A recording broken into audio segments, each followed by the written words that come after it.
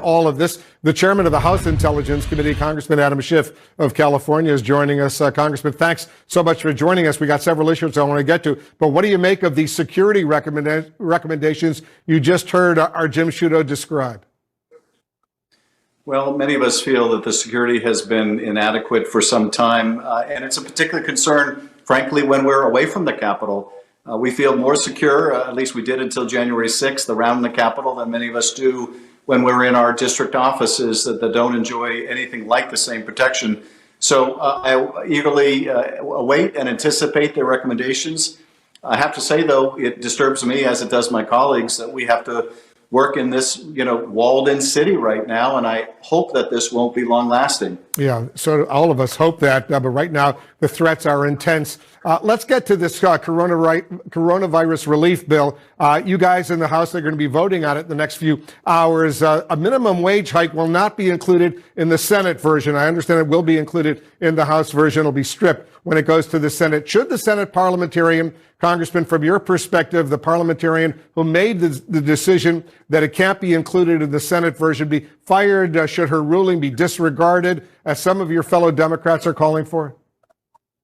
I don't think you fire a parliamentarian if you have confidence that they're making their judgment to the best of their ability. It's a separate question about whether you feel that you should overturn the judgment of the parliamentarian. I would be, open to the Senate exploring any way to get the minimum wage increased. It would lift millions of Americans out of poverty and is among the most significant steps that we can take to bring immediate relief to families that are just barely hanging on right now. But there may be other ways that we can go at this with standalone legislation. It may be the kind of thing, although we may need to overcome the filibuster more generally, where we can target different processes to get that particular bill passed.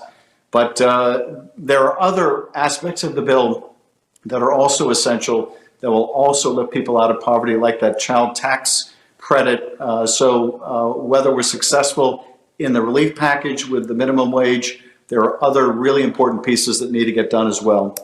Right now, the $7.25 minimum wage, which has been the law since 2009, that obviously has to go up. They have to figure some way to do that. As you know, the Senate Majority Leader, Chuck Schumer, is considering what is essentially a workaround, imposing penalties for corporations paying less than that $15 minimum wage. Would you support that?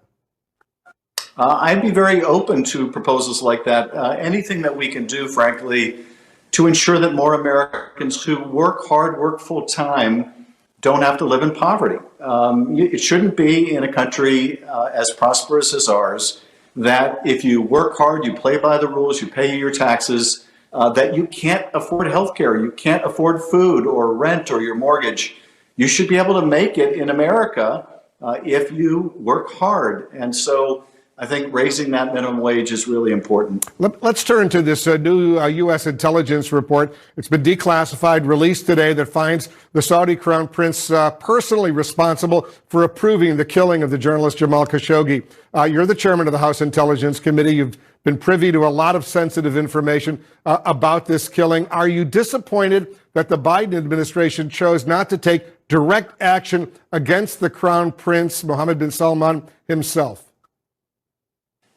First of all, I think the report itself is pretty remarkable in saying in no uncertain terms that the Crown Prince of Saudi Arabia ordered the capture or killing of an American resident and journalist, that essentially the Crown Prince has blood on his hands. I would like to see the administration go beyond what it has announced in terms of repercussions to make sure that there are repercussions directly to the Crown Prince. To me, it's discordant, to say the least, that you go after those who follow the orders to kill someone, but not the person who gave the orders. And I think there are ways to do it. I think the Crown Prince should be shunned by the president. I don't think he should be invited to the United States. I don't think the president should meet with him or speak with him.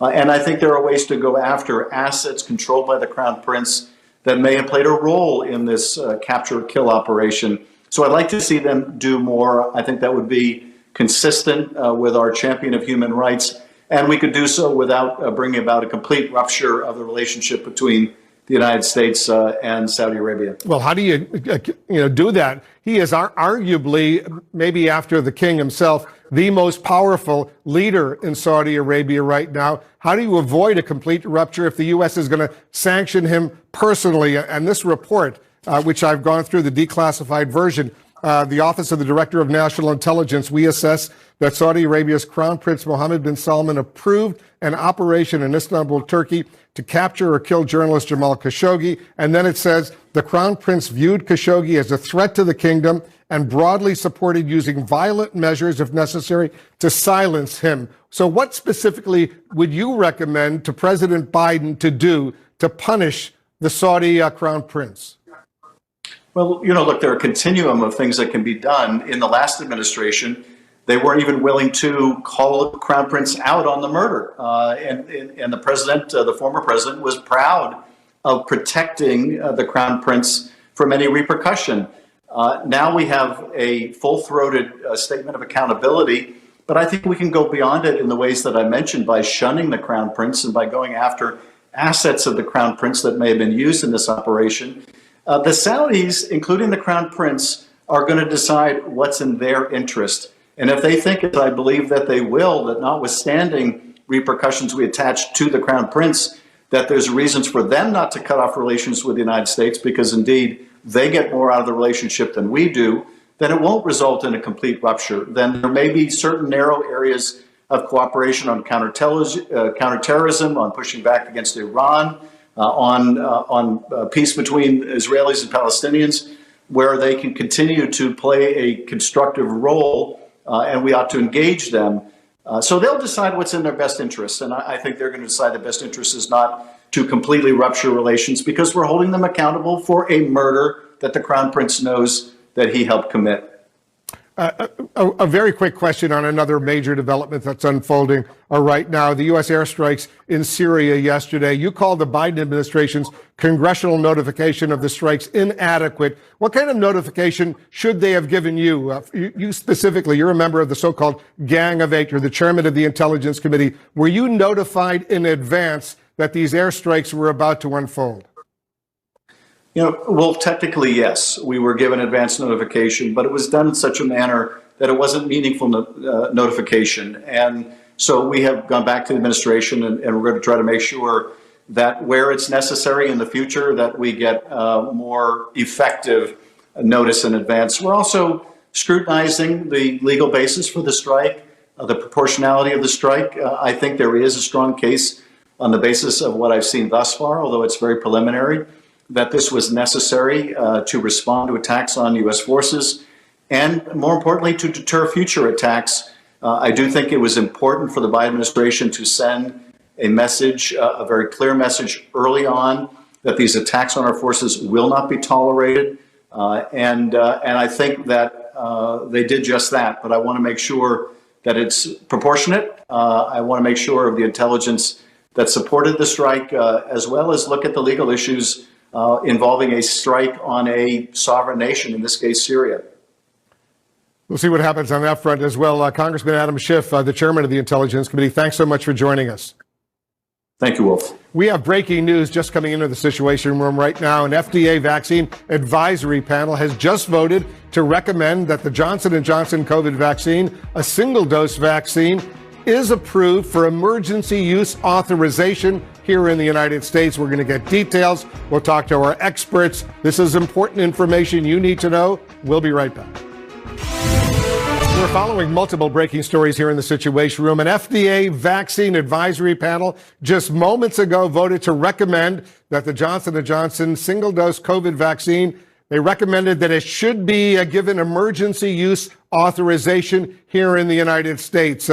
People will start getting that Johnson & Johnson shot in the coming days. Millions of doses will be made available. We're going to get more details, talk to our medical experts in just a few minutes. Stand by for that. Also breaking right now, the U.S. intelligence community's new report saying the Saudi Arabian Crown Prince Mohammed bin Salman personally approved the operation that led to the murder of the journalist Jamal Khashoggi. Let's discuss this and the U.S. airstrikes in Syria with the Pentagon spokesman, retired U.S. Admiral John Kirby. Thanks so much, John, for joining us. I guess a lot of people are wondering, because we've gone through this, Office of the Director of National Intelligence report on the Crown Prince's personal authorization of the murder of this journalist. Why isn't the Crown Prince being punished? So many other Saudis are being sanctioned, punished, barred from coming to the United States. Why isn't the Crown Prince being punished despite this assessment in this intelligence report? Well, the administration has taken this report very, very seriously, and I think you saw them walk through some actions we were taking against Saudi officials and others responsible in Saudi Arabia for this horrific crime.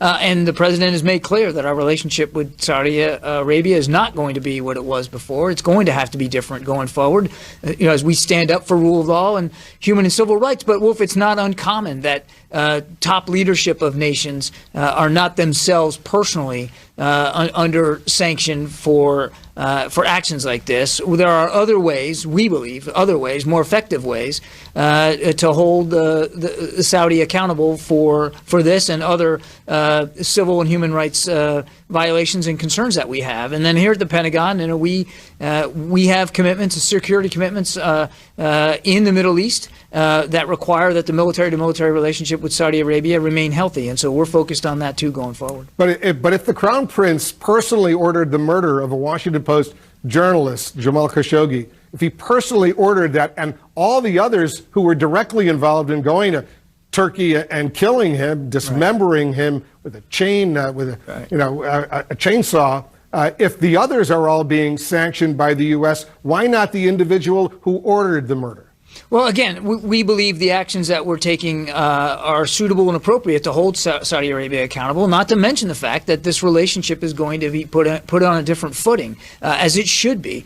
We share everyone's concern over this horrific crime for so many different reasons. But we believe the actions we're taking are going to sort of refocus the relationship in a way that is more in keeping with our interests and our concerns over the rule of law. And I think, you'll see that going forward.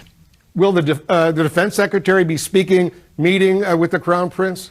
The Defense Secretary Austin, spoke with the Crown Prince last week. We gave a short readout of that conversation, but he did actually speak to the Crown Prince, and that's not inappropriate at all, because the Crown Prince, his official duties are as Defense Minister for Saudi Arabia. So that dialogue will continue, Defense Minister to Defense Secretary? I believe that will, yes. All right, let me get your thoughts on the U.S. airstrike in Syria yesterday against these Iranian-backed militias. The chairman of the House Intelligence Committee, Adam Schiff, he just called your notification to Congress. He said it was inadequate.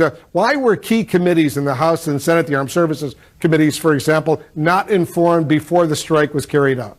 Well, as I understand it, the chairman's concern is the speed with which it was conducted. I won't speak to that, other than to say that we did inform key congressional committees, our oversight committees here at the Pentagon, about this impending strike. And we have also volunteered to come in and give them a classified briefing later this week. Consultations with members of Congress continue today. It only happened just last night, but we've been talking to staffers and members on the Hill today, and that will continue also throughout the week. What was the administration hoping to accomplish with this airstrike yesterday? Do you think this operation achieved the goal? Yeah, two things I think here, Wolf. One, we wanted to make an impact on the use of these facilities, this compound across the Iraq-Syria border on the Syria side, by these groups that we know were responsible for these recent attacks. And so we demolished essentially 9 buildings. That compound is now useless to them as an entry point, which they were using, a way station entry point,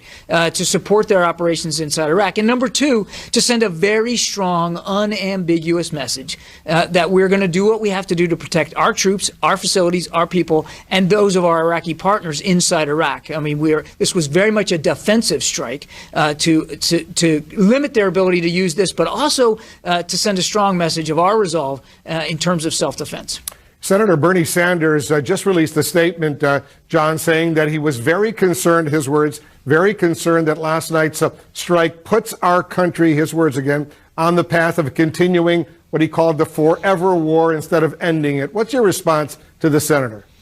I certainly appreciate the senator's concerns. What I would say is that this is not about continuing forever wars. This is about going after the groups that are putting our troops and our Iraqi partners in peril. It's important to remember, Wolf, that the reason we're in Iraq, first of all, at the invitation of the Iraqi government, but that's to continue to go after ISIS, while a greatly diminished threat is still there and still pose a threat to our interests and to our Iraqi partners' interests. And so that's what we're doing there. A very limited footprint, 2,500 troops in Iraq, only 900 or so in Syria. This is not the same mission as what people continue to refer to as forever wars. Now, that said, the president has been very clear that he wants to end these forever wars, and he's intending to do that in ways that are sustainable and manageable through political resolutions as much as possible. But this is a counterterrorism mission against a terrorist threat that still exists. John Kirby is the Pentagon spokesman. John, thanks so much for joining us. Good luck. We're following the breaking pandemic news right now. An FDA vaccine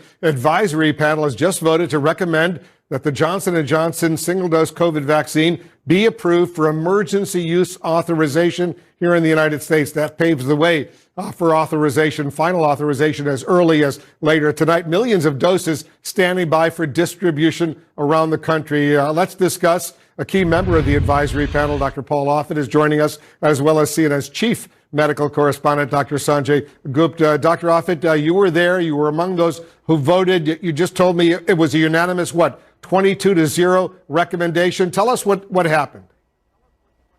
Well, we went through in detail for hours all the safety data, all the efficacy data, and came to this conclusion. This is a single-dose vaccine.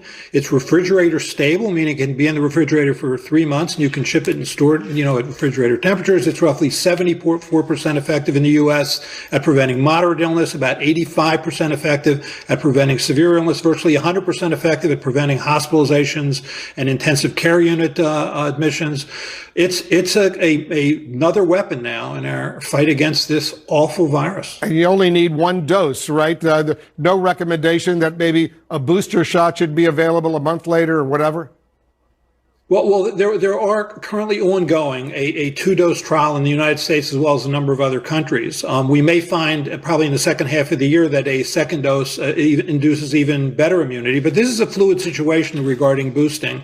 I think as depending on sort of the variants and their impact, I think there may be booster dosing down the road anyway. But I think there we'll see in the second half of the year whether there will be a second dose recommendation for this vaccine. But certainly one dose will keep you out of the hospital, keep you out of the intensive care unit, and keep you out of the morgue. Well, that's really encouraging. Walk us through quickly what happens now in the next few days. When will Americans start getting Johnson & Johnson vaccine shots?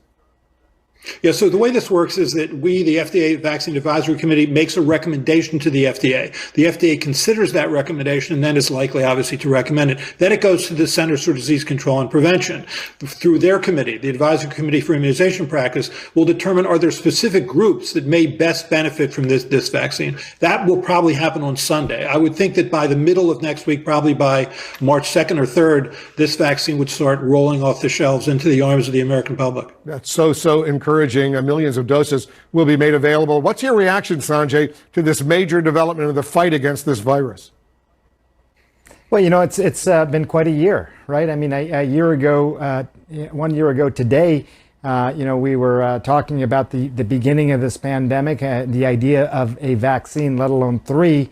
I don't think anybody sort of anticipated that we would move that quickly, that it could be done that quickly. So it's really encouraging. And, obviously there's been so much dispiriting news over this past year, Wolf, and the numbers on the right side of the screen. But I think that the fact that we're going to have three, sounds like authorized vaccines now, is optimistic and should make an impact, hopefully, by this summer. A lot of people, Dr. Offit, are asking, and I'll ask you the question, would you recommend that all Americans take this Johnson & Johnson vaccine as soon as they can get it, even if it's not necessarily quite as effective as the shots from Pfizer or Moderna? Get what you can. I mean, this vaccine will help protect you against, sort of so-called medically attended illness, meaning hospitalization and worse. Yes, get whatever you can. If it ends up being that there's a booster dose down the road, you get a booster dose. But for right now, you can safely say that one dose of this vaccine is certainly better than one dose of the mRNA vaccine. So get this. The mRNA vaccine is a two-dose vaccine. This right now is a one-dose vaccine. Get it if you can. Get whatever you can. Let me ask Sanjay, you agree? Yeah, I mean, if I tell you have a vaccine that essentially nobody died in that vaccinated group, nobody was hospitalized at the 1 month mark after receiving that vaccine.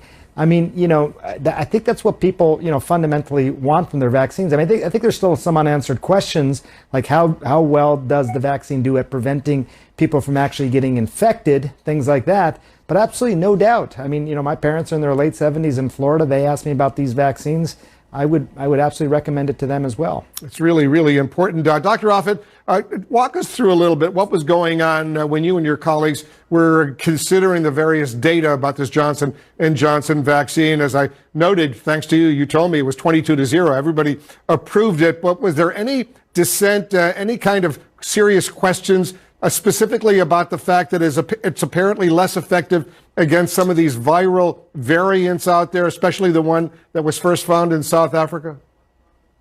Actually, I think the news on viral variants was excellent. I mean, this was a vaccine that was tested in South Africa, where the South African variant is predominant, accounts for virtually all cases, and yet it was highly effective against severe disease, the kind of disease that causes hospitalization and worse. It was tested in Brazil, where about 70% of the cases there are caused by the Brazilian variant, where again it was highly effective. That bodes very well, by the way, for the mRNA vaccines, because all these vaccines are essentially made to protect against the same strain, which is the strain that left China. It was the first variant and swept across Europe, swept across the United States, the so-called D641 variant, that D614G variant rather. I mean, that's how all these vaccines are geared towards, protecting that disease. Now you know that the J&J vaccine does protect at least against severe disease caused by, the South African and Brazilian variants. That bodes very well for the mRNA vaccine. What hasn't happened yet, a line hasn't been crossed. You know that a line's been crossed when people who have either been naturally infected or fully vaccinated are nonetheless hospitalized with one of these variants. That hasn't happened yet. So I think until that happens, we can be reassured that these vaccines are enormously valuable. I mean, Sanjay, we're almost out of time, but there are some other vaccines, the AstraZeneca vaccine, for example, that are still being tested, still being reviewed. Where do things stand? Right now, 3, for all practical purposes, have been approved here in the United States. What about the others? Well, I think there's 2 more that are sort of coming down the pike, and they have been authorized in some countries around the world. So my guess is the same process that we saw with Moderna, Pfizer, and now J&J. At some point, and I don't know exactly when, but I think some point over the next a few months, we may be going through that as well with AstraZeneca, Novavax, for to name a couple of them. What do you think, Dr. Offit? I agree. I think those are the next 2 up. We'll see what happens, but I would think by April, May, we'll start to hear about data generated from those 2 vaccines. And I just want to thank you, Dr. Offit, for what you and your colleagues have done. This is so important, life-saving, these vaccines that are being administered right now. And I hope people just go out and get them, especially those who need them the most and don't have any doubts about their safety. Dr. Paul Offit, thanks very much. Dr. Sanjay Gupta, thanks to you as well. There's more news we're following. Coming up, former President Trump